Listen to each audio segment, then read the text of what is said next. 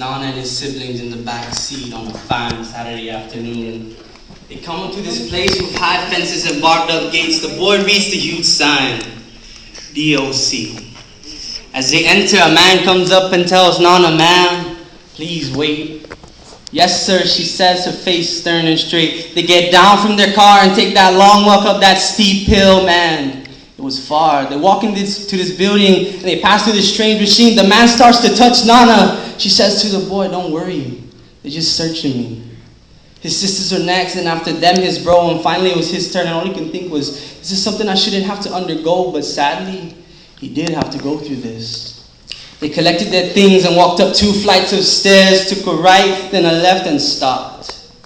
After being cleared by another man in uniform, the boy, his siblings, and Nana walk into this huge room and wait.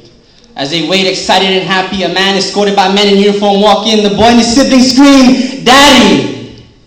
As Nana watches the man walk in, she can't help but cry. All she can notice were the iron rings encompassing his wrists and ankles locked tight. "You see, that man is her son, and those kids are his sons and daughters. So that boy is me, and that man is my father."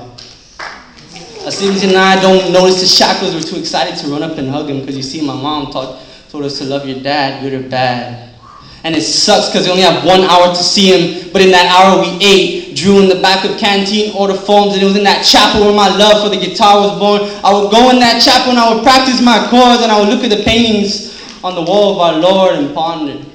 Then I would look at that clock, and that hour is done, and Daddy has to go. But before we left that chapel, I asked my dad this question. Even though I know I get the same reply as last time, I still ask him, "Dad, when do you get out?" I looked in the eyes, I saw pain from the pain he was putting me and my siblings through, regret for the things he did, and the disappointment in himself when the words escaped from his mouth, "Son, soon, but not now." We give our hugs and our kisses and say goodbyes, and it hurt me so much when I hear my baby sisters cry. I couldn't help but shed a tear or two, because Dad, those tears were for you. Then I go back home to my mom and tell her all the fun we had at DOC, visiting my daddy. After I admit I don't regret that we did, because you see, as a boy, goes to sleep at night with this thought storming in his mind without anybody to bother. But you see, on that Saturday evening, that boy goes to sleep knowing that he does have a father.